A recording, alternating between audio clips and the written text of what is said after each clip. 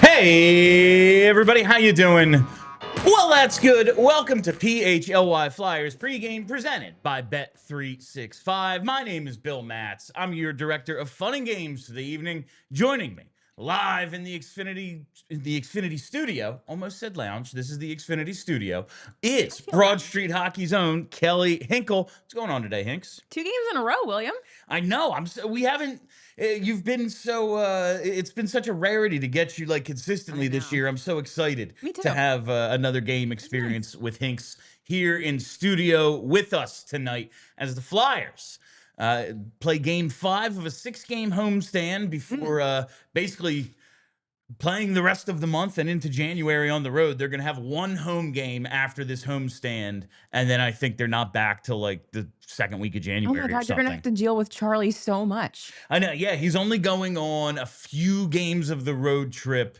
I don't actually know what he's doing for the Disney on Ice, but this next one coming up, he's not doing the whole thing. Cool. I think 3 of the 4. So he'll be around, Will Charlie O'Connor. But tonight it is Kelly and I giving you pregame. Charlie will, of course, join us on the Xfinity mobile call-in line. And we got a pretty decent game tonight. I am always excited when we see the Flyers up against a Western Conference team because we don't get to see them all that often. Yeah. And Vegas, they're not awesome the way I think we think of them, but you look at their roster and they're second in the Pacific, I think 4th in the West. Like, it's a good test. It's a really good test for the Flyers tonight, just going up against that level of talent. Second in the Pacific to the Anaheim Ducks, just as we all predicted. Yeah, of course, because that makes a ton of sense. Yeah. And like when they were talking in the off season, like, I think the Ducks are ready to turn the corner. Like, this might be like a low-key playoff team. The hell are you talking about? No, they're not. And then you go, well, all right, you know what? I don't know if their style of play will hold up once the West like gets tough in the second half, because they do give up a lot of goals. They score a ton. They give up a lot of chances the other way as well. But like, I don't know. They're leading a decent division. The Pacific isn't nearly as bad as it's been, and they're very much a part of that. So we shall see. But it is the Vegas Golden Knights tonight here in Philadelphia, and it's going to be Dan Vladar between the pipes for the Flyers. He, of course, of the 11-5-1 record, save percentage back up to .908 with a 2.5 goals against.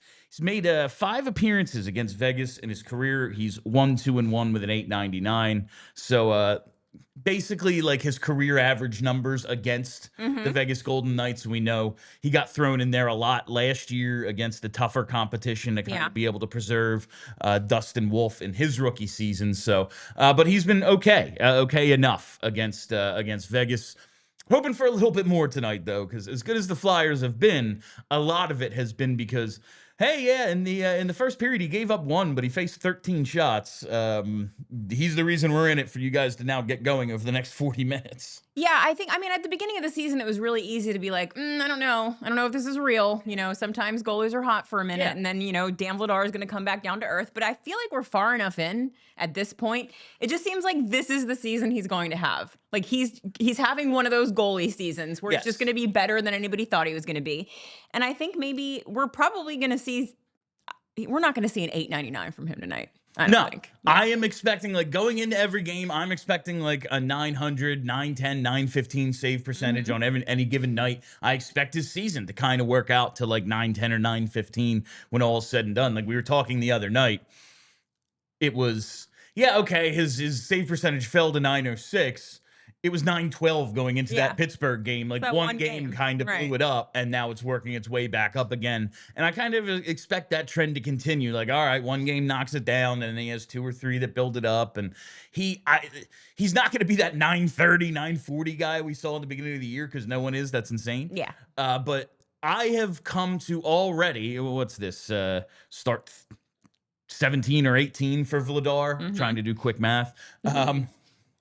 Like, I have come to expect above average from him on a nightly basis, and on the rare occasion he plays poorly, it is very much a surprise. It's not like well, yeah, I saw this one coming. No. Like we kind of had over the last 2 seasons. No, that Pittsburgh game was an aberration for sure. Yeah. Like, that's not what we're getting from him. And it's also like, it's not like Sam Ersson. You know how with Sam Ersson you can tell instantly? Like, it's like after one save, you're like, ooh, no, not going to do it tonight. At the end of that first year where Carter Hart leaves in January, we get to like March. We were sitting here watching games sometimes. Like after 3 shots, I was like, all right, go to someone else. Yeah, he doesn't have it. We just know what this looks like.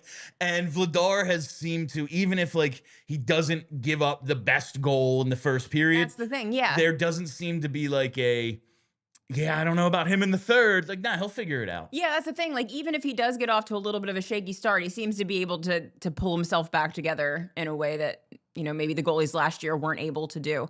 So I'm glad they're starting him again. If it were up to me, I'd start him 2/3 of the games for the rest of the season. I asked Charlie about this, and the thing we talked about, like the workload considerations. Like I looked at the games started and the minutes played numbers. Like he's on pace to blow his career highs away by mid-January right now. And I do wonder if all right, if we're going to need him in the really condensed part of the tough schedule, if we're going to be in this thing in March and April, it's, I think, 26 games in 49 days. Like he's going to be playing a lot, even if they get Ersson in there for the back-to-backs and stuff. Do you want to maybe try to preserve him now? And his answer was, I think it could be like a combination of, well, Ersson is playing well enough that you don't have to, like at the beginning of the year. Yeah, it was play Vladar in the back-to-backs. I don't care. Right. Like, that's what we thought of Ersson. But now I think he's kind of found at least his groove as a serviceable backup that we can get him in there and, maybe not have to run this dude into the ground before February. Also, like when we're talking about Vladar's workload, Adam Kimmelman had an article today on NHL.com that like Vladar's getting looked at for like Czechia goaltender. Oh, I which, very like, much believe why that. Wouldn't he be? So, but that also means like he won't get 3 weeks off. Exactly, that's what I mean. Like we're gonna have to factor that into the workload too, because I don't think he's going to get that time off, which, cool for him. Yeah. But, it's always nice when your goaltender can rest a little bit. I know this sounds insane because the sport is played on ice. But if basketball can be in the Summer Olympics and the basketball season is basically parallel to the NHL season, why can we just not do ice hockey at the Summer Olympics? I know it sounds ridiculous and like you'd have to build a whole other building for it, but that's what the Olympics does, isn't it? Isn't it like mostly a construction company, the IOC? Yeah, but how about the Winter Olympics for the cold things? Yeah, I get it, but like it's indoors. It's not like they play outdoor games. It's, like it's not like it's and there's the luge going on behind them. Like the Jamaican bobsled team's out there. Like it's they do that like skeleton stuff and like the sled indoors? Thing. No, it's outside. Okay. Yeah, I'm saying like all that is outside. Right, yeah. It's not like they're playing. I know it's stupid and it's not going to happen. It's just a thing that one thing gets interrupted entirely and can throw off someone's whole season. Like we saw it with Hasek, we saw it with Tavares. And the other thing, it's like, yeah, man, we do it in like July. Everything's cool. No one cares.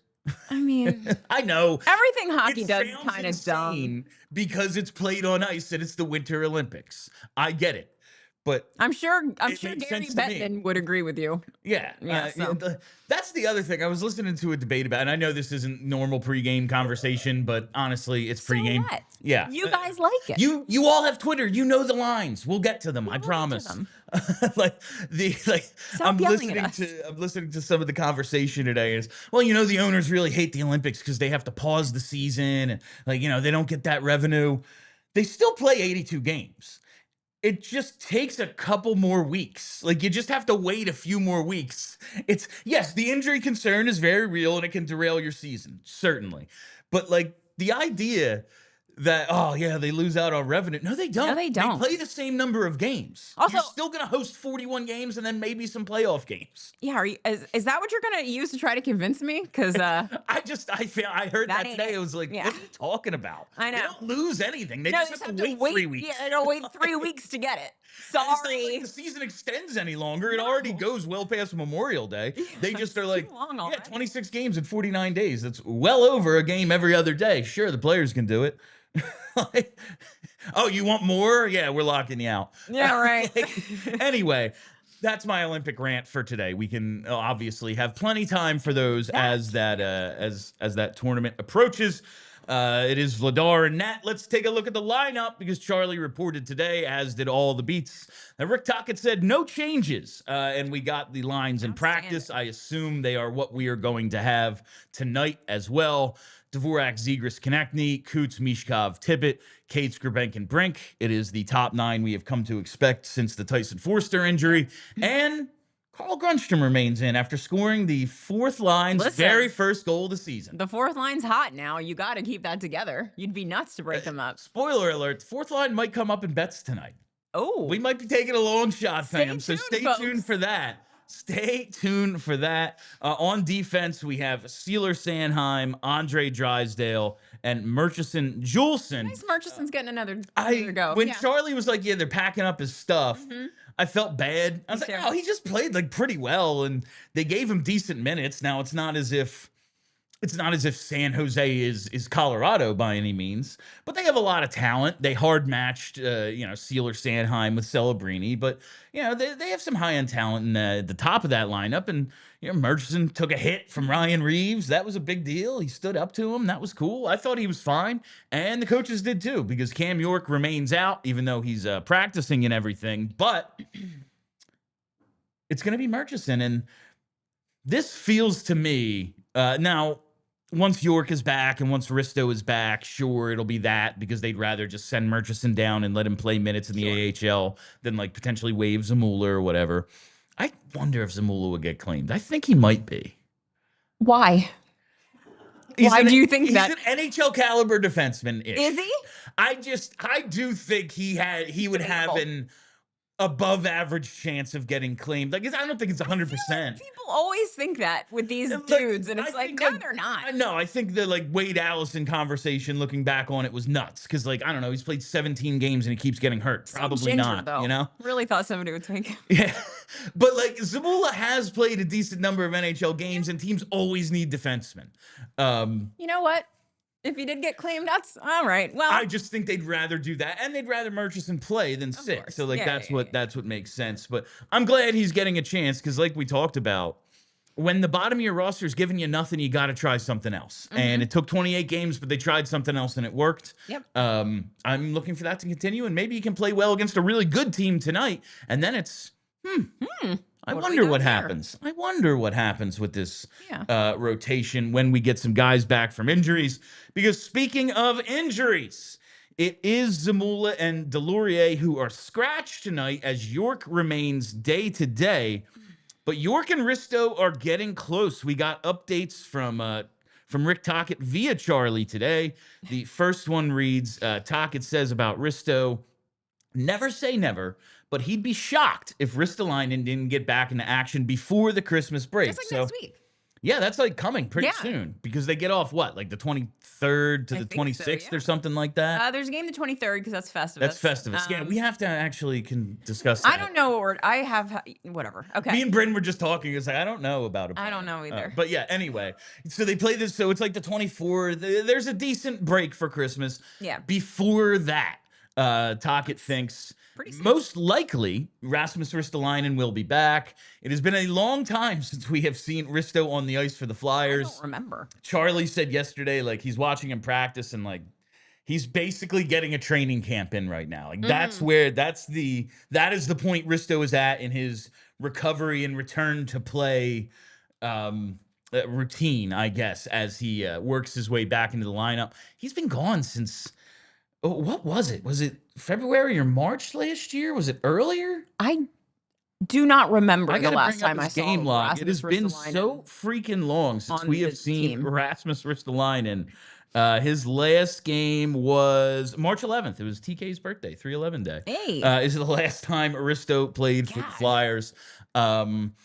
Yeah, so that's been a long time. That's been a long while, and they could use him. He would be a boost to this. And as far as York goes, we got that update as well. Tocchet says that Cam York is going to have a real hard practice today with a lot of pushing and shoving. How he responds will give them a good idea of how close he is to returning. So it's the let's test it and see point of this for Cam York, where, all right, we think he's good, but let's see if he can like take a hit and not immediately need medical attention. And if that's the case, he might be back as soon as like this weekend with the back-to-backs. That's pretty sick. It is. Yeah, because I would like to see that. I would like to see some more Cam York.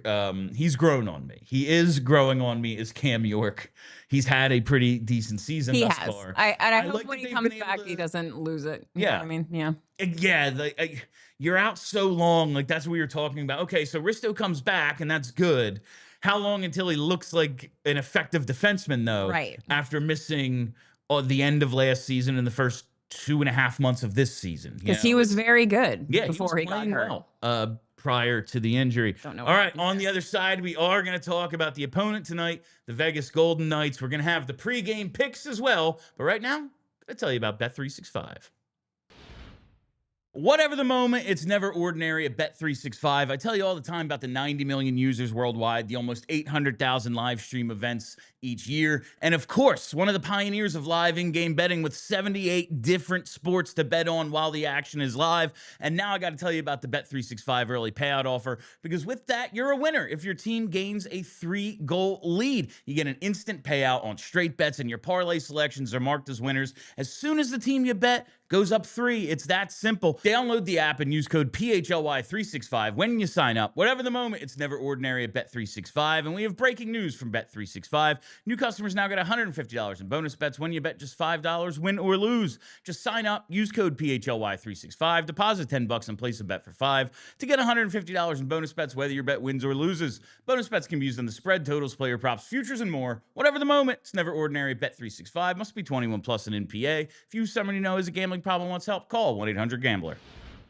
All right, I got to tell you all about Xfinity, because Xfinity is the ultimate sports destination. If you want to have your friends over for the game, you got to have Xfinity, because there's never any lagging, never any buffering, and no switching between 20 different apps just to find the game. Because with Xfinity, you get all of the best games and all your favorite teams all in one place. And that place has the best picture and sound with Xfinity's enhanced 4K. It is absolutely next level. And let's not forget about the multi-box. That's right. With Xfinity Multi-View, you can watch up to 4 games at once. It is the ultimate fan flex. You get notifications and stats live right on your TV, so you can keep up on all your parlays and keep up on all your fantasy teams. So next game day, make sure you're a big fan and not a big fail. Learn more at Xfinity.com. Xfinity, imagine that. Restrictions apply. Multi-View requires Xfinity 4K capable TV box. Let's talk about the Vegas Golden Knights now. And of course, we can't have that conversation without discussing the elephant in the room, and it is the Carter Hart situation. But I believe, luckily, we are going to see Akira Schmid tonight in net for Vegas. He was announced the starter. Carter Hart wasn't made available to the media today. He is the backup for Vegas, and I just gotta say, I'm glad we don't have to deal with it. To me, it just feels gross to turn very serious allegations that are very serious, regardless of what you even think of, like the trial and the outcome and all of that, like turn that into, well, this is how we're gonna boo or cheer a hockey player. Like, equating the two things, to me, it feels icky. The way remember the she said no chance for Patrick Kane? Like, that's weird and sick. Yeah. I don't want that. I don't like it. I don't want those two things equated. And like, I'm not saying it's everyone. I'm not saying like, yeah, man, one jackass kind of makes everyone look stupid. Like, putting those two things, like the way we boo Sidney Crosby or the way we booed, like, God, I can't. The defenseman for Montreal, number 76. Now he's an analyst. Oh. Why am my mind is completely blank. What about like Darius Kasparaitis? Sure. Yes, someone like that. I used to boo him a lot. Someone in the chat, you know who I'm thinking of. He got traded for Shea Weber. My mind is completely blank. Why? What's his face? I just keep thinking Shea Weber, but it's that's right here. I know it's not in my head, Oh my but God, regardless, like remember, like because he got into a thing with Mike Richards, so we booed him. Yeah. Like turning that into I find it I don't want to deal with. No. So I'm glad we're getting that. But the rest of Vegas, I do want to talk about. They're 14-6-9, a ton of loser points. That might come up in bets as well. Sorry, Kelly. I said, second in the Pacific, fourth in the West. Jack Eichel leads the way, 12 goals and 38 points. Mitch Marner, the big offseason addition. 29 points in 29 games. He's a point-a-game player for them right now. For one, I'm shocked. But he's been like a 1.25 point-a-game player over the last like 7 years or so. He went over 100 last season. I mean, to be fair, the front of the Toronto Maple Leafs lineup is pretty stacked. Yeah, absolutely. And he's got a ton of assists, but only 6 goals does Mitch Marner have. They do, however, have Hertl, Eichel, Dorofeyev, and Barbashev, 4 guys over in double digits of goals, 13, 12, 12, and 11, all before the 30-game mark. I believe this is their 30th game tonight. They scored an okay pace. They're kind of middle of the league. Yeah. Over 3 a game, 3.07, 14th. Okay, top half, but kind of just in the middle. But their power play is the deadly weapon with Jack Eichel on that half wall. Yep. 24%. That's 7th in the league. Excluding shootouts, Vegas has 89 goals this year, 22 of them on the power play. That's like 25%.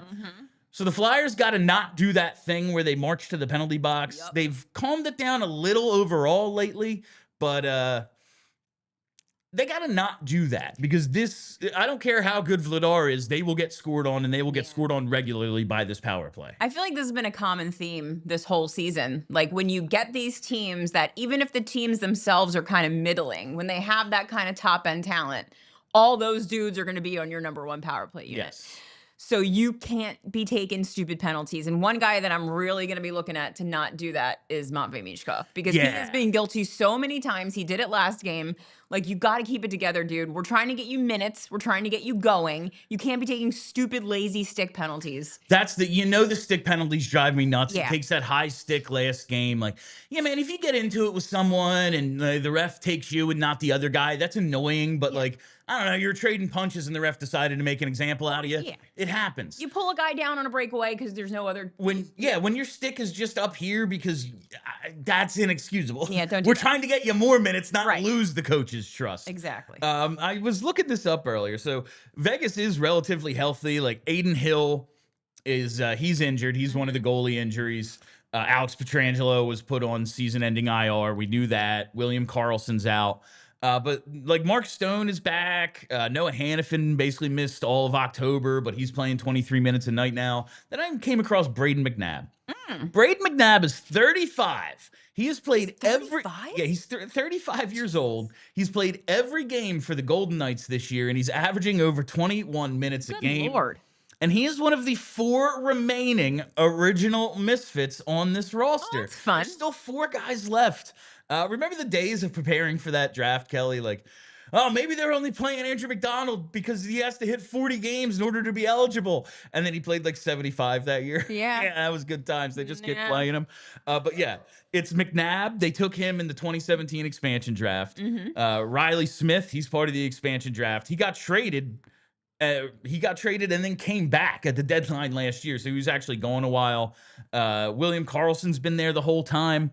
They gave Columbus gave him up, and Shea Theodore was traded to Vegas by the Ducks for expansion draft considerations because they couldn't protect all their D-men and didn't want to lose Josh Manson or Sammy Vatanen. So they gave him Theodore, and they were like, all right, we'll draft Clayton Stoner then. So that was fun. But 4 guys, it doesn't feel like that long ago, but also like they've been to 2 cups. They've been through a couple GMs, a few coaches. Time ago. Like they are an aggressive front office. If a player is available, there's a good chance Vegas is going and getting him. They're one of those teams where I look at them and I'm like, I kind of wish the Flyers had a little bit more of that cutthroat attitude. But then again, you're trading the culture of like it being like a family because you're not screwing guys over all the time. But also, if you want to make a really good team, sometimes you got to make tough choices and screw some guys over, and Vegas isn't afraid to do it. It's always a balancing act because, like, people want to live in Vegas. That's cool. It's also, as you love to point out, it's your favorite thing, Nevada, no tax state. Like, there was an article recently that infuriated me. I think it was on The Athletic that they asked a bunch of NHL players if state tax mattered, and they were all like, yeah, definitely. And I was like, come on. Brad Marchand said it. I know. Brad Marchand was like, yeah, Florida couldn't have kept all three of us if it wasn't for the state tax thing, but I'm basically making the same I would in Boston. It's not them. It's not like they're doing the calculations. They all have agents. Their agent tells them. No, if it was them sitting there doing it, like, they'd all be like, yeah, I'm playing for the Ottawa Senators, like Claude Giroux. They don't know. But no, they're like, I'm gonna go make the most money. But yeah, so I just found that weird. And like 4 seems like not that many, but also 2017 was a long time ago. It sure was. Like that was after our first season of BSH Radio was the expansion draft, I think. Yeah, and they sent us to Vegas. Yeah. Oh, that's right. Yeah, we went to the first Flyers the week after the Super Bowl. Yeah. That was amazing. Everyone was sick. Yeah, it was really great. Me and Driver got concussed. Oh my God, we have so many super chats. All right, let's get to the pregame picks. Here are our Bet365 pregame picks. Sign up, use code PHLY365, deposit $10 and place a bet for $5 to get $150 in bonus bets, whether your bet wins or loses. Must be 21 plus an NPA. Gambling problem, call 1-800-GAMBLER. All right, you're going to love this one, Kelly. Garnet Hathaway, anytime goal. I love the optimism. Plus 1,000, a 10-1 bet. The fourth line is going to stay hot. He's got no goals and no assists through 28 games. It has never taken him longer than 14 games to score his first goal. He has now doubled that. So now, why not? He's gonna get one, right? Like he's eventually going to score. Maybe tonight is the night for that. He scored once in 18 career games against Vegas, so maybe he wants to bump that number. I don't know. I wanted to do something stupid tonight, so we're going to bet Garnet Hathaway at 10-1 to score his first goal of the year. And then this is the one you're going to hate. I hate Tied after regulation, yes, at plus 300. No. Because the Flyers have played 10 overtime games, Kelly.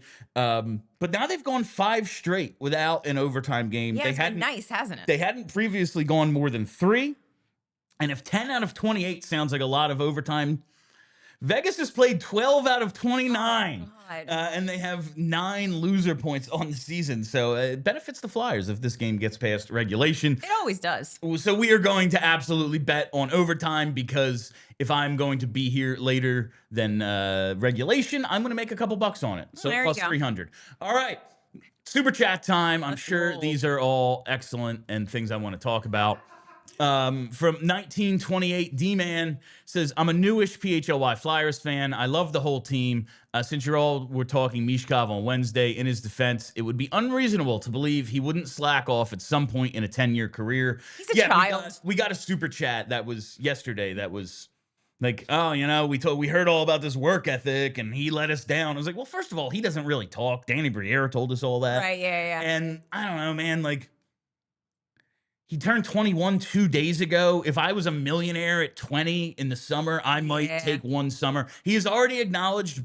We've heard him speak twice this year. Both times he was like, I screwed up, I know. And then, yeah, I'm probably staying in the area next summer. Like, there you go. I don't know. We're before the 30-game mark, and he's already said, yeah, I kind of got summer plans, and they ain't, Dubai again. All you can ask that you learn a lesson. All right. Let's see here. It says, Hart, come out to play. From Jay, like I think it's why I don't want to turn it into like, oh, he's a rival. Like, no, he left because he was accused of sexual assault. Yeah. I don't want to acknowledge his existence anymore. I don't want to turn that into like a reason he's like a rival. I don't know. I just think there's like or content weirdness. Or clicks or whatever. It's gross. Like he's done. He's gone. We don't need to talk about it anymore. Gritzy Ross.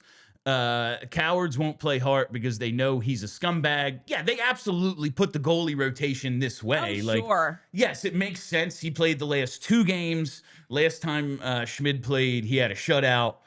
it makes sense to play him, but there's a reason the rotation is this. They were looking at the schedule. They know who their knew. upcoming opponents are. Right. It's not like there's a wheel. There was no way. It would have gotten out of hand. Yeah. And I'm glad. Honestly. Me too. All right. From David Shub.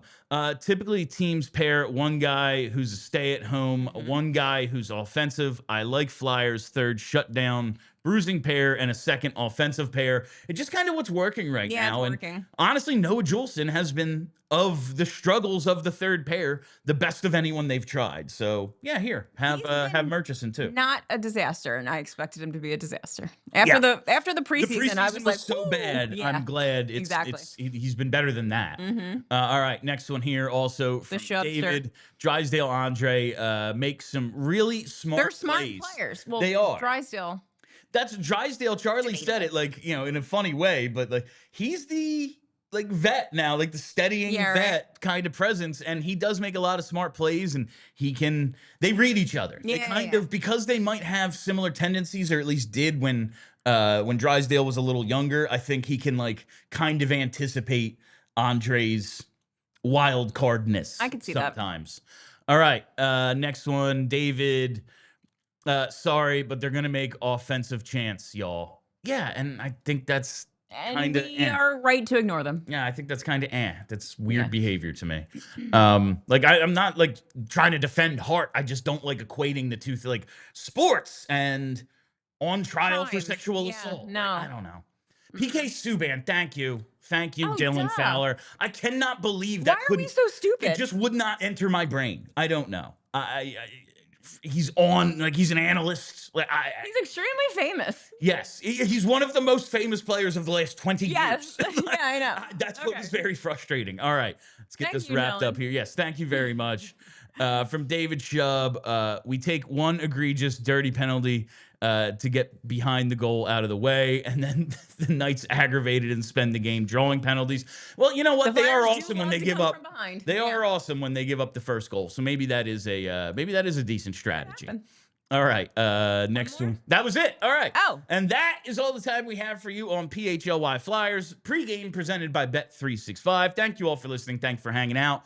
Make sure you hit that like button and you hit that subscribe button. Follow us right here on YouTube. We'll be back as soon as this thing goes final with postgame. Follow us on Twitter at PHLY_Flyers. And follow the podcast wherever you get those. Just search PHLY Flyers. I am Bill. That is Kelly. Thank you, Brenna. Let's go Flyers. We all silly like the mayor.